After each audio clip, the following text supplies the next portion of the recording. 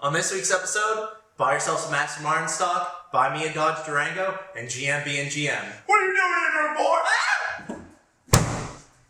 I'm Dave.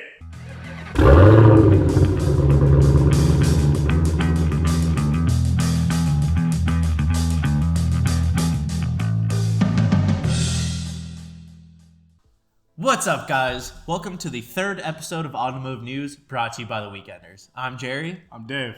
Dave, you like supercars? Of course. You want to buy some stock? Not if it's Aston Martin. Yeah, I can understand that, but why is that? Well, Aston Martin stock are down 20%, making them worth less than a quarter of what they were when they went public 10 months ago. Yeah, which is pretty interesting for a company that's valued at about $6 billion. Yes, their stocks are only valued right now at about $5.52 US. Yeah, which isn't great considering they start out at about $20 a share when they went public. Exactly, and they're trying to get their annual production up to 14,000 cars a year, which is going to be a pretty hard goal considering last year it was, 6,400 cars? Yeah, 6,400. So by 2023, they're trying to get about 14,000 cars annually. We'll see how that goes. I mean, like I said, they produced a loss all the way up, even when they went public. So, yeah. So they're going to release the DBX next year, which is going to be their first SUV. Yeah, that looks pretty good for them. When Porsche released the Cayenne, that was actually a pretty huge success. You see a lot of Cayennes on the road. Yeah, it's crazy. I still love seeing those. Those are hefty vehicles too. Yeah, exactly. Especially for the luxury car market, SUVs are looking to be a huge seller for them.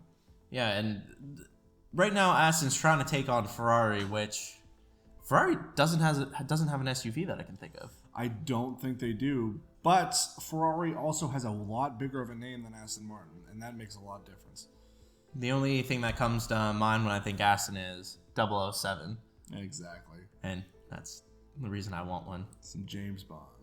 But we'll see if the SUV brings them anywhere near Ferrari, and I'm hoping it does because I really like the Aston Martin line. Exactly. Speaking of SUVs, the Dodge Durango. The Dodge Durango, the ultimate supermom vehicle. The supermom vehicle. Yes, so we have the new Dodge Durango SRT model that's going to sport over 475 horsepower. 475. It has the 6.4 Hemi in it, which is also in the Challenger, the Charger, and you can get it in the Grand Cherokee. Yes, but if you're going to go with the Grand Cherokee, I mean, come on, get that Trailhawk, obviously. Yeah. 707 horsepower. The Trackhawk. Oh, the Trackhawk. What did I say, Trailhawk? Trailhawk. Oh, I'm a dumbass. I currently own a 2015 Grand Cherokee with a 5.7 Hemi in it, and the only vehicle I could ever think of that's not in the supercar territory, well, I guess I would say the Trackhawk is the supercar territory. 707 horsepower. That thing can definitely scoot. The only other vehicle I could pick if my wife ever made me trade it in, God forbid, would absolutely have to be this Dodge Durango. Exactly. And first off, the body style on the new Dodge Durango definitely makes it a lot more sporty. Dodge is doing some wonders when it comes to their body styles nowadays. And I'm excited to see what is going to go on forth. Yeah, the Dodge has been designed by the same people that designed the SRT Challenger and SRT Charger. And a lot of people are saying that the Durango is just a 3-row Charger. Yeah, they're definitely going back to their Mopar roots, and I am super excited to see what they're going to go on with. It looks like a lot of these companies are trying to go small and light and sporty and like eco engines, where Dodge is like, what do you want to do this week? Let's make it more powerful. Yeah, let's just put a big engine in. See what happens. Exactly, and I love that about Dodge. Dodge is the only one doing that nowadays. Yeah, and so far it's absolutely working. Yeah, it's going to be great, and it's also probably going to help raise the sales for the RT models as well. I mean, the SRT models are great, but it's only going to be 2% of their production. Yeah. So the RT is coming in at the third best seller of the Durango, and I feel like the SRT is kind of having like a halo effect on it. Exactly, and I think that's their goal. They definitely want to make this more of a niche thing than an actual mainstream thing, and that's a good idea for them. I think a lot of people are coming in the showroom looking at the SRT8 going, I can't exactly afford this because it's $64,000 for it. Which sounds crazy, but you're getting a lot of power for that kind of money. But then if you knock down a level and get something like the RT that has the 5.7 Hemi in it, you're looking at about a $45,000 price tag, Exactly. which $20,000 less for a hell of a vehicle. I would absolutely pick one up. And they're looking at about 29% of the production on that. Yep. So third best sales, just under the Citadel, or no, just under the GT version of it, which is about 37% of their sales. wow. I don't know. I kind of want one just to say I have one. I mean, I could get behind it. I'll tell you that. I would love to have one of every Dodge vehicle because I feel like they're great. Dodge is definitely doing some great things. But on the bad side of things, do you like when there's air in your tires? Well, I don't like airing my tires. Michelin right now is trying to replace your standard tires with airless tires. Yes, and it's going to be like a rib technology. It's very interesting. They're trying. It's ribbed for our pleasure. Rib for your pleasure, ladies and gentlemen. But yeah, they're trying to get to a technology where it's like a fiberglass resin, which is going to be interesting. What's great about this is it's going to stop blowouts. It's going to stop any puncturing of tires and letting the air out. And it's going to get rid of your spare tire, essentially. Because the only time you really need one is if you have a flat, you have a blowout or anything. Yeah. And that's going to be a big safety. That's going to be a big safety thing because you're not going to have as many people pulling over on the side of the road. I'm really excited how they're going to go with the off-road market. I mean, these tires already probably have a lot of flex to them as it is, and I think in like the rock climbing and all of that, I could see it really shining. Yeah, it's probably gonna mold around any kind of rocks or any kind of debris that you have to go over. And considering some of the places that I've took my Wrangler, I don't exactly want to change a spare tire while I'm in mud. Not only that, but you also have your tires at like 10 psi as it is, so it's definitely going to do pretty well for it. Michelin's looking out rolling this out in about 2024, but they're currently going to put it on the Chevrolet Bolt, and they're testing it right now. Yeah, that's interesting. Now the Chevrolet Bolt is going to be the replacement for the Volt. Am I correct? I think you are. Oh, interesting. So we'll see how that market goes. Yes. Next Speaking up, of markets. Yeah, there's a manufacturer called Facton, which wants to make essentially vanilla box manufacturing plants. Which the only thing that's going to be permanent in these auto manufacturing plants is going to be the walls, the floor, and the ceiling. Everything else is going to be basically modular. Wow.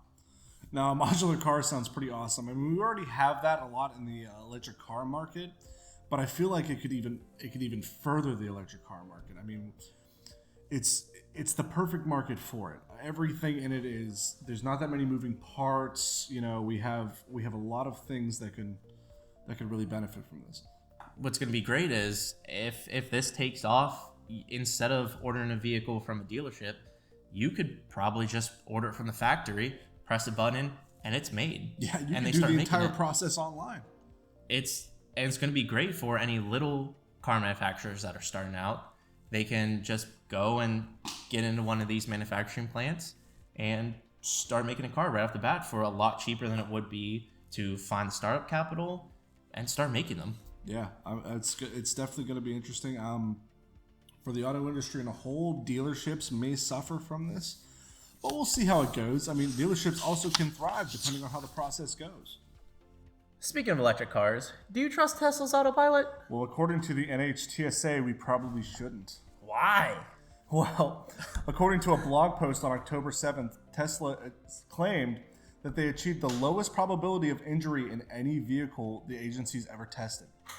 And they claimed that was a 5.4 out of 5-star rating, didn't they? Yes, in 2013, they claimed that their score was a 5.4 out of 5 stars. That's not how that works. That is not how that works.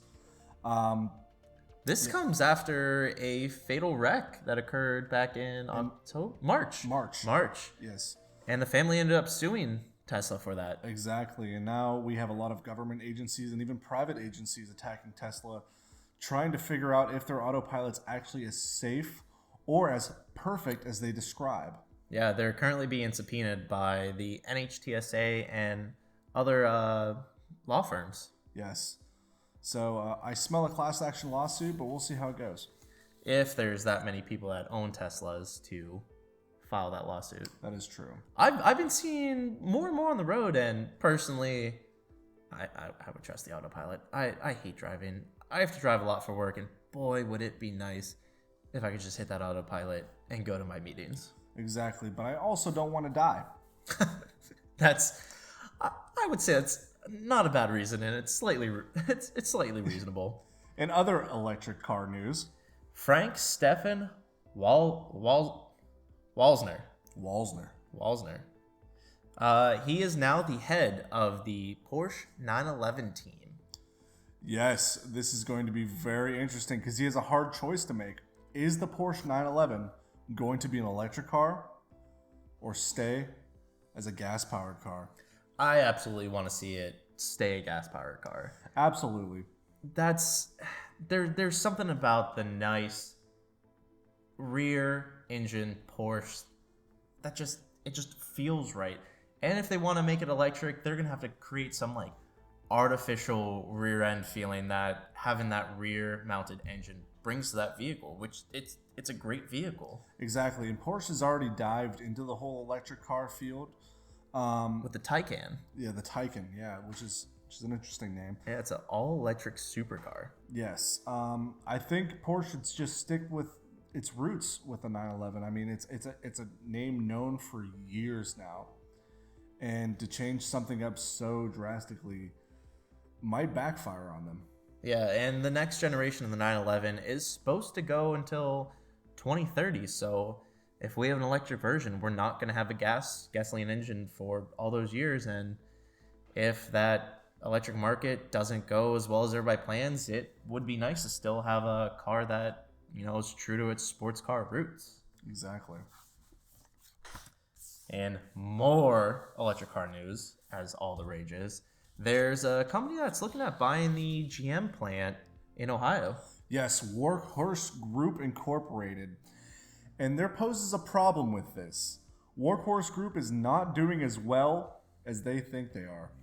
Yeah, earlier in the year they had $171,000 in sales, but as of June they only had $6,000 for that quarter.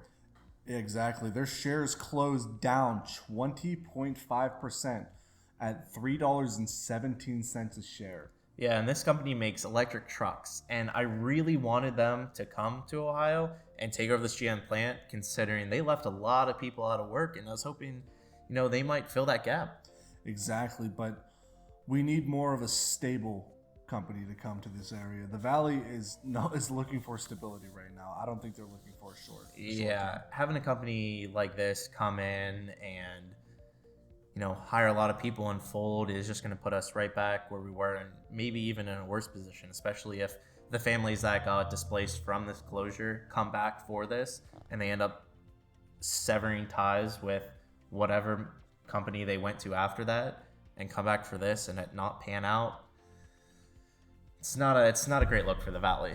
Exactly. But in good news with GM is opening a $65 million plant in Flint, Michigan. Yeah. It's going to take employees from other plants, bring them in. They closed up some plants in Ohio and I believe another one in Michigan. And they're trying Detroit. to... Yeah, and they're trying to just condense all that into one, just save a couple bucks if they can keep it all in one place. The problem is they're only going to be hiring about 800 employees, which still leaves a deficit.